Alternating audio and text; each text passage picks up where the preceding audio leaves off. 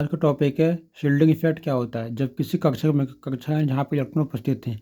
जब किसी कक्षक में इलेक्ट्रॉन व्यवस्थित होता है यानी कि इलेक्ट्रॉन भरे होते हैं अच्छे से। तो इलेक्ट्रॉन भरे हुए हैं तो इलेक्ट्रॉन भरने पर आंतरिक कक्षा के बीच इलेक्ट्रॉन उपस्थित है यानी कि जो इलेक्ट्रॉन है उन इलेक्ट्रॉन की छोटे छोटे सेल के बीच भी इलेक्ट्रॉन प्रेजेंट है जो कि नाभिक का बीच बढ़ा रहे हैं घटा रहे हैं। तो जब परमाणु के आंतरिक कक्षा के बीच उपस्थित इलेक्ट्रॉन की फोर्स कम होती है। फोर्स कम क्यों हो रही है? क्योंकि उनके बीच के जो इलेक्ट्रॉन के बीच जो इलेक्ट्रॉन थे वो हट गए। जिससे उनके बीच क्या हो रहा है, रिपल्सन ज़्यादा शो हो रहा है जिससे नाभिक आवेश कम हो रहा है यानी वो पास पास आने की कोशिश कर रहे हैं। अगर दो इलेक्ट्रॉन पास आने की कोशिश करेंगे तो वो अट्रैक्शन बढ़ाएंगे और रिपल भी करेंगे। ठीक है, तो इससे क्या होगा, इलेक्ट्रॉन के बीच की दूरी बढ़ने पर नाभिक का आवेश बढ़ेगा। क्यों? जितनी बड़ी परमाणु कक्षा होगी उतना ज़्यादा प्रभाव पड़ेगा। ठीक है, तो परमाणु कक्षा बढ़ेगी तो ये प्रभाव भी बढ़ता है। ठीक है, तो इसकी कुछ चीज़ें हैं। नेक्स्ट टॉपिक क्या है तुम्हारा? एटॉमिक परमाणु त्रिज्या या फिर आयनिक त्रिज्या। ये क्या होती है? केंद्र से नाभिक के बीच की दूरी को हम क्या बोलते हैं? परमाणु त्रिज्या कहते हैं। ये क्या होती है? दो परमाणु के बीच की दूरी के लिए बहुत अच्छी विधि है क्योंकि इसके द्वारा हम नाप सकते हैं दो परमाणु के बीच की दूरी को सरलता से। इसके अलावा दो इलेक्ट्रॉन की ओवरलैपिंग को शो करती है क्योंकि आपस में मिलेंगे तो ओवरलैप करेंगे, उनके इलेक्ट्रॉन आपस में मिलने की कोशिश करेंगे। इसके अलावा इसमें कुछ एक प्रकार में डिफाइन क्या है कि ये जो दो परमाणु से मिलकर अणु बनता है तो उस एक अणु की साझेदारी से मतलब ये यदि उनकी साझेदारी से बने परमाणुओं की केंद्र से नाभिक के बीच दूरी को नापे यानी कि कोई दो परमाणु से मिलकर एक अणु बना तो उस एक अणु के बीच की दूरी को हम नाप सकते हैं शेष त्रिज्या में, क्योंकि यहाँ पे वहाँ पे क्या हो रहा है, वहाँ पे दो परमाणु अपने इलेक्ट्रॉन शेयरिंग करे जिससे क्या बन रही है, शेष त्रिज्या बन रही है। ठीक है, ये चीज़ें हैं। तो टॉपिक हमारा नेक्स्ट है आयनाइजेशन पोटेंशियल। आयन एंड विहब हो गया। आयन एंथैल्पी क्या होती है? एंथैल्पी को होता है चेंज इन एनर्जी। किसका मतलब है कि चेंज इन एनर्जी। एंथैल्पी यानी एनर्जी और मतलब चेंज। अब चेंज कैसे होता है कि अगर आप एनर्जी को ट्रांसफर करते हो किस रूप में, आप साउंड एनर्जी को किसी और एनर्जी को कन्वर्ट करते हो, आपका एनर्जी परिवर्तन होगा। क्यों? क्योंकि जहाँ चेंजेस होंगे वहीं पे ट्रांसफर हो गया डिफरेंस इन एनर्जी। तो वही डिफरेंस इन एनर्जी से क्या होता है कि एनर्जी ट्रांसफर होती है। तो वही चीज़ में बताई गई है। अब कैसे कि अगर आप देखो तो डेल्टा आई क्या, चेंज इन एनर्जी यानी ऊर्जा में परिवर्तन। अगर डेल्टा आई हमारा ऊर्जा में परिवर्तन तो एक आ जाएगा E2 माइनस वन। क्यों? क्योंकि हमें अंतिम में से पैरा माइनस करनी पड़ेगी। क्यों? क्योंकि हमारी अंतिम ऊर्जा ज़्यादा बैठ रही है इसलिए माइनस कर रहे हैं।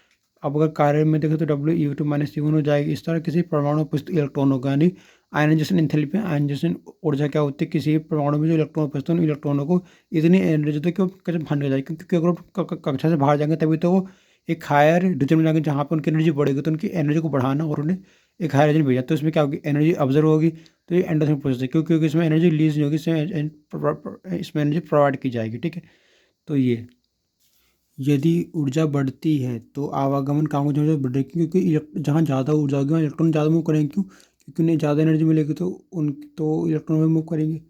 यदि E1 की ऊर्जा अधिक है, यदि E1 ज़्यादा होगा तो चार्ज कहाँ चला गया, E1 की तरफ। तो E1 इलेक्ट्रॉन को लेकर जा रहा है, घुमाया जा रहा है तो एनर्जी बढ़ा रहा है, E1 बढ़ा रहा है।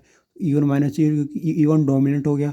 यदि W1 डोमिनेंट है, यदि कार्य में परिवर्तन में अगर डोमिनेंट E1 हो गया तो E1 चार्ज को अब तक लेगा तो सिंपली एनर्जी E1 की बढ़ जाएगी, E2 घट जाएगी तो E1 नीचे कर देंगे।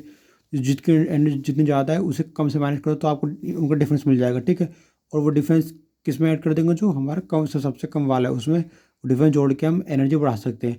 फैक्टर क्या होते हैं भाई? आयनिक रेडियस के बहुत सारे फैक्टर। इसमें मैंने कुछ एक फैक्टर की बात करी है जिसमें मैं बोला साइज ऑफ एटम। अब कोई परमाणु नाभिक से दूर होगा तो इलेक्ट्रॉन निकालना आसान है। क्यों? क्योंकि नाभिक से दूर जाता जा रहा है तो नाभिक से अट्रैक्शन कम हो रहा है। जहाँ नाभिक से अट्रैक्शन कम होगा नाभिक खींच नहीं पाएगा, नाभिक खींच नहीं पाएगा तो इलेक्ट्रॉन निकालना ईजी बन जाएगा। बट अगर आप इसे देखो तो मैंने इसे क्या डायग्राम बनाया, एक सिंपल सा लॉजिक बता के समझाया। देखो भैया, कटान का साइज स्मॉल है यानी कटान साइज में छोटा है। कटान साइज छोटा होगा तो क्या होगा, कटान छोटा है यानी मतलब कटान बहुत बड़ा है यानी कि पोजिशन हो जाता है तो आयनिक पोटेंशियल ज़्यादा है। क्यों? क्योंकि आयनिक पोटेंशियल बढ़ रहा है। क्यों बढ़ रहा है? क्योंकि भाई कटान ज़्यादा बड़ा तो पोटेंशियल बढ़ रहा है। क्यों? क्योंकि इलेक्ट्रॉन निकालना ईजी है। बट ये शायद अगर अगर जो स्मॉल कटान है वो बढ़ अगर वो स्मॉल कैटायन अगर अपनी संख्या बढ़ाई जाए तो आयन पोटेंशियल कम। क्यों? क्योंकि छोटे से जो परमाणु है उसके अंदर इलेक्ट्रॉन जल्दी मूव नहीं कर पाएगा तो पोटेंशियल में डिफरेंस इन एनर्जी अच्छे से क्रिएट नहीं हो पाएगी। जिससे क्या होगा कि वो सिंपली आयन पोटेंशियल कम कर देगा। तो ये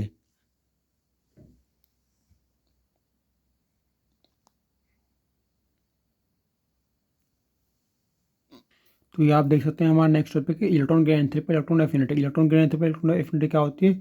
एफिनिटी का मतलब क्या होता है? जुड़ना। आपके दोस्त आपके बंधु तो वो क्या एफिनिटी है?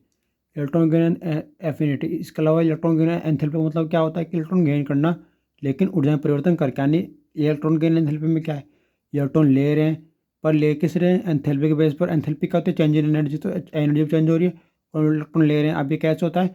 जबकि शून्य समूह गैस में, शून्य समूह गैस कैसे गैस होती है? ऐसी गैस हैं जो अपने आप में स्टेबल हैं, जिसमें कोई चीज़ नहीं कर सकती। यदि हम किसी शून्य समूह की गैस में एक इलेक्ट्रॉन जोड़ेंगे, तो शून्य समूह की गैस में एक इलेक्ट्रॉन जोड़ने पर क्या होता है, उससे उनके क्या निकलती है, ऊर्जा निकलती है। क्यों? क्योंकि हम वहाँ एनर्जी लगा रहे हैं जहाँ पे कोई फोर्स काम ही नहीं कर रही, तो क्या होगा, सिंपली जैसे जैसे वो फोर्स काम करती है, जैसे जैसे वहाँ पे कोई अन्य इलेक्ट्रॉन जुड़ेगा, तो क्या करेगा, दूसरे को हटाएगा, तो उस दूसरे की एनर्जी रिलीज होगी। जो पहला वाला परमाणु जुड़ा हुआ था उसकी एनर्जी हटेगी और दूसरा कोई जुड़ेगा। ठीक है, तो इसे हम इलेक्ट्रॉन एफिनिटी बोलते हैं। इसके अलावा क्या हो रहा है कि तुलनात्मक रूप से आयन एंड एंथैल्पी से अलग है। क्यों? कि आयन एंड एंथैल्पी में क्या होता है कि हम कैटायन बना रहे हैं। कैसे? कि आयन एंड एंथैल्पी में हम क्या क्या कर रहे हैं, ओवरलैपिंग कर रहे हैं। ओवरलैपिंग से क्या होता है कि जहाँ ओवरलैपिंग होती है वहाँ सिंपली एक केस बनता है कि वहाँ पे दो एटम आपस में ओवरलैप कर रहे हैं एटॉमिक रेडियस की हेल्प से। बट यहाँ पे क्या है कि इलेक्ट्रॉन एंथैल्पी में क्या हो रहा है, यहाँ पे कैटायन फॉर्मेशन होकर एन बन रहा है, यानी कि एक नेगेटिव चार्ज जुड़ रहा है, कोई अन्य परमाणु जुड़ रहा है जो कि ऋणात्मक है। क्यों? क्योंकि वो शून्य समय जुड़ना चाहता है और उसके पास इलेक्ट्रॉन कम है। ठीक है, इसके अलावा कुछ फैक्टर जिसे इफेक्ट करते हैं। क्या है भैया? इलेक्ट्रॉन के एंथर का पहला पहला फैक्टर है, पहला परमाणु त्रिज्या बढ़ने पर कम होगी। क्यों? क्योंकि भाई परमाणु त्रिज्या बढ़ी तो इलेक्ट्रॉन एफिनिटी कम क्यों होगी? क्योंकि भाई इलेक्ट्रॉन एफिनिटी कम हो रही है का मतलब क्या है कि कोई इलेक्ट्रॉन जोड़ नहीं पा रहे, तो बड़ी परमाणु त्रिज्या है, जहाँ बड़ी परमाणु त्रिज्या वहाँ पे इलेक्ट्रॉन एफिनिटी कम है। क्यों? क्योंकि वो त्रिज्या बड़ी है, छोटी करने के लिए वहाँ पे उसको इलेक्ट्रॉन ऐड नहीं हो रहा, वो ना कोई इलेक्ट्रॉन हटा पाए ना कुछ कर पा रहा है। इसके अलावा इलेक्ट्रॉन गेन एंथैल्पी नाभिक आवेश बढ़ा है। क्यों? क्योंकि भाई जहाँ इलेक्ट्रॉन गेन एंथैल्पी, वहाँ पे क्या है, वहाँ पे बड़े बड़े सेल जुड़ी हुई है, जिसके बीच में नाभिक आवेश बनेगा, जिससे रिपल्सन होगा, जिससे तो सेल आपस में रिपल होने की कोशिश करेंगे। तो इस पूरा टॉपिक पे जिसमें हमने वो cover electron gain enthalpy, electron affinity. ठीक है, ये फैक्टर्स क्या होता है, कैसे काम करता है, ये सारी दे दी। ठीक है, तो अब ये देख सकते हैं इलेक्ट्रोनेगेटिविटी, विद्युत ऋणात्मकता क्या होती है। इलेक्ट्रोनेगेटिविटी क्या होता है? इलेक्ट्रॉन का नेगेटिव चार्ज। अब नेगेटिव चार्ज यानी क्या होता है कि ये चार्ज अट्रैक्शन का काम कर रहा है, रिपल्शन का काम कर रहा है, जिससे दो एटम आपस में एक दूसरे को रिपल कर रहे हैं, और जिससे क्या हो रहा है, दोनों की इलेक्ट्रोनेगेटिव, दोनों में से एक की इलेक्ट्रोनेगेटिविटी बढ़ेगी, जिससे इलेक्ट्रॉन खींचेगा। अब कैसे क्या होता है, इलेक्ट्रोनेगेटिविटी मतलब क्या होता है, इलेक्ट्रॉन का ऋणात्मक आवेश जो इलेक्ट्रॉन खींचता है। अब इलेक्ट्रोनेगेटिविटी क्या होती है, इलेक्ट्रॉन का ऋणात्मक आवेश इलेक्ट्रॉन खींचता है। परिभाषा अनुसार ये एक रासायनिक गुण है। रासायनिक गुण कैसा गुण है? केमिकल प्रॉपर्टी, जो दो दो परमाणु के बीच की केमिकल प्रॉपर्टी होती है। इसमें क्या होता है, जब दो या जब दो परमाणुओं के बीच आकर्षण को बताती है। इसके अलावा जब दो परमाणु विपरीत आवेश के होते हैं तो दोनों एक दूसरे के इलेक्ट्रॉन खींचते कैसे, दोनों दोनों चाहते हैं कि मुझे भी इलेक्ट्रॉन मिल जाए, उसे भी इलेक्ट्रॉन मिल जाए, तो दोनों आपस में इलेक्ट्रॉन खींच रहे हैं, जिससे जहाँ ज़्यादा चार्ज होगा वहाँ इलेक्ट्रॉन खींच जाता है। ठीक है, इसके अलावा क्या होता है कि अगर हम इसे देखें तो अधिक आवेश वाला संपूर्ण इलेक्ट्रॉन को अपनी तरफ खींचता है, इसे विद्युत ऋणात्मकता कहते हैं। जिससे क्या होता है कि एक प्लस और एक माइनस होता है, यानी कि एक का चार्ज ज़्यादा तो एक का चार्ज कम होता है। ठीक है, नेगेटिविटी का कंसेप्ट समझो। इलेक्ट्रोनेगेटिविटी के लिए मैंने आपको बताया, मैंने एक छोटा सा एग्जाम्पल लिया जहाँ पे ए का है इलेक्ट्रॉन के परमाणु, जहाँ ए का है परमाणु और ए का इलेक्ट्रॉन, तो इलेक्ट्रॉन के परमाणु कैसे काम करते हैं। फिर डेल्टा का है चेंज, अगर चेंज टेम्परेचर के साथ तो डेल्टा टी, हीट के साथ तो एच, एनर्जी के साथ तो ई, इलेक्ट्रॉन के साथ ई, प्रेशर के साथ डेल्टा पी, एम के साथ डेल्टा एम, और एटम के साथ डेल्टा ए। अब मैंने लिखा कि भाई delta A E is equal to A E two minus A E one होता है। अब ये कैसे होता है मैं बताता हूँ। अब सपोज को मैंने केस लिया कि ए वन का चार्ज ज़्यादा, तो इलेक्ट्रॉन का चार्ज कहाँ किसका, ए वन की तरफ, तो ए वन नेगेटिव है तो ए वन इलेक्ट्रॉन खींचेगा तो ए वन अपनी डेंसिटी बढ़ाएगा।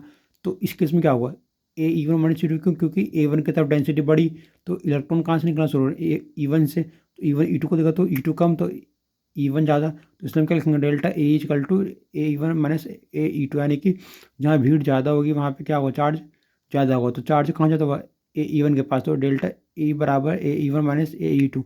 इस सिस्टम में इलेक्ट्रॉन कौन खींच रहा है, ए ई वन खींच रहा है, तो ए ई वन का चार्ज बढ़ता जा रहा है। ठीक है, कुछ और फैक्टर भी जिन पर इलेक्ट्रोनेगेटिविटी डिपेंड करते हो। अब ये देखिए, ये भी फैक्टर है, ये क्या बोलता है, factor of electronegativity, nature of charge, charge क्या धनात्मक ऋणात्मक है, जो चार्ज होगा उस तरह से इलेक्ट्रोनेगेटिव शो होती है। अट्रैक्शन किस तरह का होना चाहिए कि जहाँ इलेक्ट्रॉन ज़्यादा होंगे, इलेक्ट्रॉन क्राउड बहुत ज़्यादा होगा, वहाँ पे अट्रैक्शन ज़्यादा नहीं। अट्रैक्शन कहाँ अधिक हो रहा है, जहाँ पे इलेक्ट्रॉन बहुत ज़्यादा है, तो इलेक्ट्रॉन जहाँ ज़्यादा करोगे वहाँ इलेक्ट्रॉन खिसक जाएगा और वो इलेक्ट्रॉन पहुँच जाएगा। ठीक है, तो कुछ चीज़ हैं, ये एग्जाम्पल से बात करें तो अब देखो विद्युतात्मकता की बात मैंने की थी, तो उसमें देखो अट्रैक्शन में मैंने बोला एच सी एल में क्या है, जो एच पॉजिटिव है सी एल नेगेटिव है, यानी कि पार्शियल पॉजिटिव पार्शियल नेगेटिव। अब यहाँ देखो पार्शियल पॉजिटिव पार्शियल नेगेटिव में सी एल चार्ज खींचा, तो चार्ज की सी एल की चार्ज का फिर ज़्यादा, तो सी एल चार्ज ज़्यादा खींच रहा है, और एच जो झुका पड़ा है सी एल की तरफ, तो जो एच का झुकाया हुआ सी एल की तरफ है, तो ये क्या है 180 डिग्री के एंगल पर एक अट्रैक्शन हो रहा है, जिसमें एच और सी एल में सी एल इलेक्ट्रॉन खींच रहा है ऐसे, तो एच क्या है, एच बहुत स्लाइटली बहुत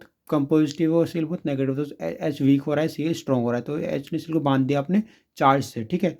ये चीज़ है मैंने बताने की कोशिश करी। इसके अलावा शिफ्टिंग कहाँ की तरफ होगी, जहाँ पे इलेक्ट्रॉन ज़्यादा होंगे तो आपको शिफ्ट वहाँ करना है जहाँ इलेक्ट्रॉन ज़्यादा है। ये कुछ चीज़ें हैं फैक्टर फॉर इलेक्ट्रोनेगेटिविटी।